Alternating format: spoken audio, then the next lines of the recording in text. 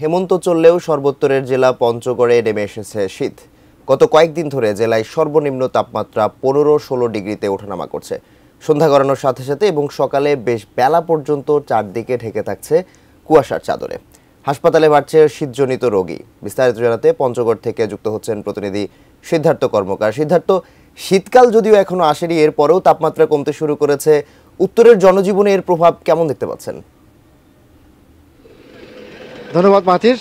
প্রথমেই নবান্নের যে শুভেচ্ছা, হেমন্তকালে নবান্ন যে উৎসব, বাঙালি চিরচারিত ঐতিহ্য যেটা নবান্ন, সেটা শুভেচ্ছা সবাইকে জানাচ্ছি আপনার মাধ্যমে।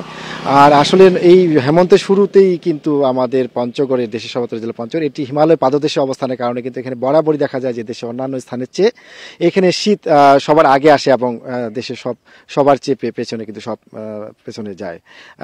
এবারও যেমনটি ঘটেছে যে আসলে গত কয়েকদিন ধরে এখানকার যে তাপমাত্রা, সেটি কিন্তু 15 থেকে 16 ডিগ্রি সেলসিয়াসের ঘরে কিন্তু ওঠানামা করছে। আর সর্বোচ্চ তাপমাত্রা যেটা বলি, দিনের বেলা যেটা থাকছে, সেটা কিন্তু 27 থেকে 28 ডিগ্রি সেলসিয়াস। যার কারণে এই যে তারতম্যটা, এর কারণে কিন্তু দেখা যাচ্ছে যে বিভিন্ন রোগে আক্রান্ত হয়ে কিন্তু বিভিন্ন বয়সী মানুষেরা, শিশু, বয়স্ক থেকে শুরু করে বিভিন্ন বয়সের মানুষরা তারা কিন্তু হাসপাতালে যাচ্ছেন চিকিৎসা নিতে। হাসপাতালগুলোতে আমরা দেখেছি যে প্রচুর পরিমাণে ভিড় সেখানে বেড়েছে।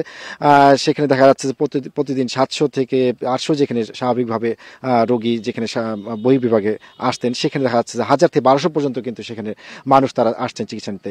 এবং শিশু বিভাগগুলিতে কিন্তু দেখা যাচ্ছে ধারণ ক্ষমতার দ্বিগুণ থেকে 3 গুণ, যেখানে 16টি বেড, সেখানে কিন্তু 16টি বেডের বিপরীতে এখন দেখা যাচ্ছে যে 60 থেকে 70 জন শিশু তারা কিন্তু চিকিৎসা নিচ্ছেন। যাতে করে দেখা যাচ্ছে যে মেঝেতে এবং বারান্দায় তারা কিন্তু চিকিৎসা নিতে বাধ্য হচ্ছেন। এই শীতে তাদের কিন্তু কষ্ট হচ্ছে।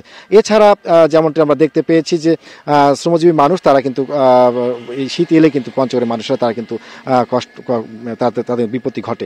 বিশেষ করে পঞ্চগড়ের একটি বড় অংশ জনসংখ্যা তারা কিন্তু শ্রমজীবী, বিভিন্ন শ্রমজীবী মানুষ, চা শ্রমিক, পাথর শ্রমিক থেকে শুরু করে দিনমজুর, তারা কিন্তু যেমনটি আমাকে জানিয়েছেন যে আসলে শীত বস্ত্রের জন্য তাদের প্রতি বছর কিন্তু অনেক কষ্ট করতে হয়। তারা অনুরোধ জানাচ্ছেন যেন এই শীতের শুরুতে তাদের যেন হাতে শীত বস্ত্র সেটি যদি পৌঁছে দেওয়া যায়, তাতে করে তারা কিন্তু তারা উপকৃত হবেন। জেলা প্রশাসক সাবেত আলী আমাকে যেমনটি জানিয়েছেন যে তাদের কিন্তু এখনো পর্যাপ্ত প্রস্তুতি নেই। তারা 1 লাখ শীত বস্ত্রের চাহিদা পাঠিয়েছেন। সেটি পাওয়ার সাপেক্ষে ডিসেম্বরের শুরু থেকে তারা হয়তো এই শীত বস্ত্রগুলি বিতরণ করতে পারবেন। আর আবহাওয়া অফিস থেকে যেমন জানানো হয়েছে যে ডিসেম্বরের মাঝামাঝি থেকে কিন্তু শীত আরও তীব্র আকার ধারণ করবে, মৃদু শৈত্যপ্রবাহ বয়ে যাওয়ার সম্ভাবনা রয়েছে। তো পঞ্চগড় থেকে এই ছিল মাথির আমার কাছে শীত নিয়ে সর্বশেষ তথ্য।